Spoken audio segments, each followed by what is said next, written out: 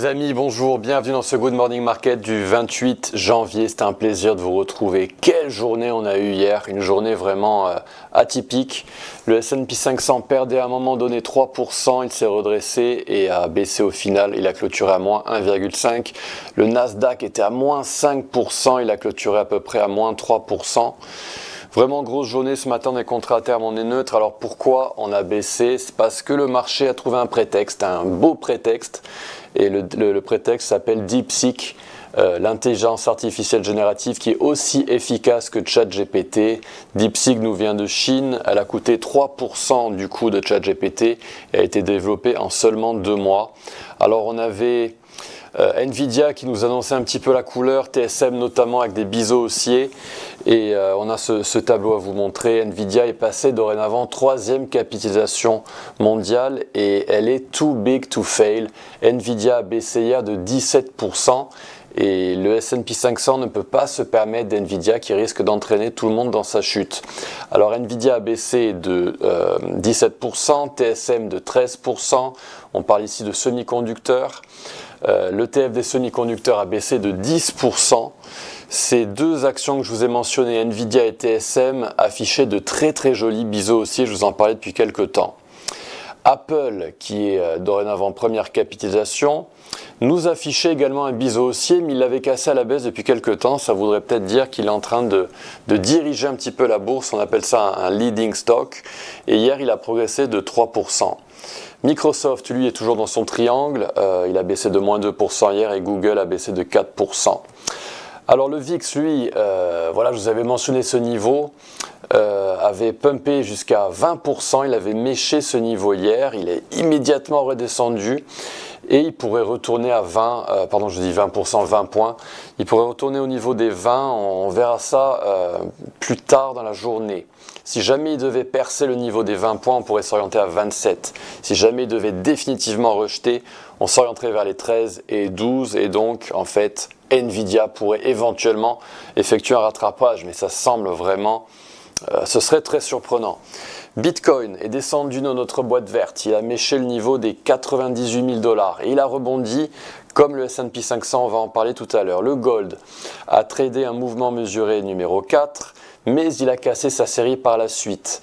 Il a heurté son niveau, son précédent plus historique à 2785 et a été rejeté par la suite à la baisse. On en parlera demain du gold. LVMH annonce ses résultats à 18 h et demain nous aurons Microsoft, Meta, Tesla, ASML. Voilà, beaucoup d'informations à venir et à digérer. Alors, chers amis, des petites pages internet à vous montrer. On a la Fed qui arrive demain, qui annoncera sa décision sur le taux directeur demain, donc encore un gros morceau. Le Fear and Greed Index a basculé dans la case Fear. Qu'est-ce que j'ai d'autre à vous montrer? J'ai mon compte Twitter à vous montrer. Mon nom de Twitter, c'est AntoineXTB. Et on a ce setup qui a fonctionné. C'est un setup que je vous ai proposé il y a quelques temps. Donc voilà, c'était celui-ci. On est venu au tout haut de la boîte verte. On a rebondi à la cible pour un trade gagnant dans le gold. Le gold, on en parlera demain. On bascule dans Xstation au niveau du calendrier du jour. Aujourd'hui, nous avons les commandes de biens durables avant l'ouverture à Wall Street. On aura l'indice de confiance des consommateurs du Conference Board à 16 h et les stocks de brut à 22 h 40 pour les traders de pétrole parmi vous. Alors Nvidia a progressé d'environ 1000% depuis que ChatGPT est sorti, c'était novembre 2022. Et donc ChatGPT a permis l'explosion des semi-conducteurs avec ce thème de l'intelligence artificielle, on en parle très souvent dans le Good Morning Market. Dans le S&P 500. Alors le S&P 500, souvenez-vous, il tradait une série traditionnelle de Fibonacci, on l'avait tradé ensemble cette série. On a eu ce mouvement mesuré numéro 4 qui a été très tricky, qui a été très capricieux parce qu'il est venu chercher un petit peu notre zone de stop loss en dessous de la golden zone et puis par la suite le S&P 500 a définitivement bondi après un triple bottom, un double bottom et il a atteint la cible, la fameuse cible qu'il évitait depuis quelque temps à 6130 et après avoir atteint cette cible il a corrigé avec le dump d'Nvidia. Actuellement, on est en train de trader un mouvement mesuré en H4 au sein d'une épaule tête-épaule inversée. Ce setup, je vous l'ai proposé il y a quelques temps. Je vous redessine le retracement de Fibonacci, on le fait ensemble. Donc je manquerai sur ce creux jusqu'à ce top. Et on est venu... attendez, un petit problème. Où est-ce que je suis là? Ok, je suis ancré ici. Donc ma boîte, je l'ajuste. Elle est ici, en fait, j'ai dû la déplacer dernièrement. Ok, donc on est venu dans le S&P 500 chercher cette zone d'achat. On a frôlé la Golden Zone à 5944 et normalement on doit bondir et aller chercher 6245 points dans le S&P 500. Pour ce faire, il va falloir que nous cassions la Golden Zone opposée en H1 et il faudra donc casser 6080 points dans le S&P 500. Il va falloir casser cette Golden Zone, percer cette boîte rouge. Alors si vous voulez shorter le S&P 500, ce sera au sein de cette boîte rouge, on est en train d'y arriver. Elle est située entre 6054 et 6080.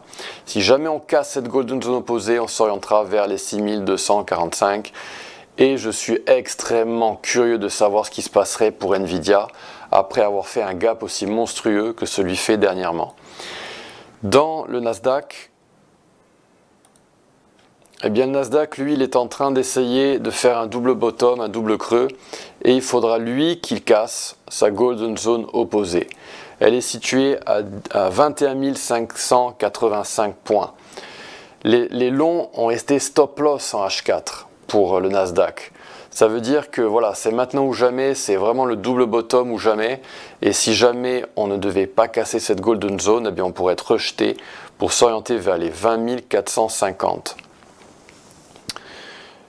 Dans le Dow Jones. Alors ici on est en daily, on est dans une jolie série traditionnelle. On a invalidé la série traditionnelle que l'on avait vue ensemble par le biais dans le Good Morning Market. On a fait un retracement total de la structure. On a fait un front run du retracement des 50% et on est en train de s'orienter vers les 46 733 points dans le Dow Jones. Donc le Dow Jones, il n'a pas été trop touché par la tech. Le Nasdaq est l'indice le plus fragile parmi ceux que je vous présente ici. Le S&P 500 est heurté par la Big Tech et le Dow Jones pour l'instant l'ignore. Mais attention, je vous le dis, Nvidia est too big to fail. Si Nvidia continue son décrochage, eh bien, il pourrait entraîner toutes les actions du marché américain et peut-être évidemment aussi le DAX et les indices européens. Donc voilà, c'est vraiment une période assez excitante, il y a beaucoup de suspense, on va voir ce qui va se passer dans les prochaines heures, prochains jours. Cette journée va être très importante, la saison des résultats va être très très importante et elle commence demain. Chers amis, j'espère que cette vidéo vous a plu. Si elle vous a plu, merci de la liker, merci de la partager avec des amis. Et nous on se retrouve demain pour un autre Good Morning Market, on parlera du gold. À bientôt, au revoir.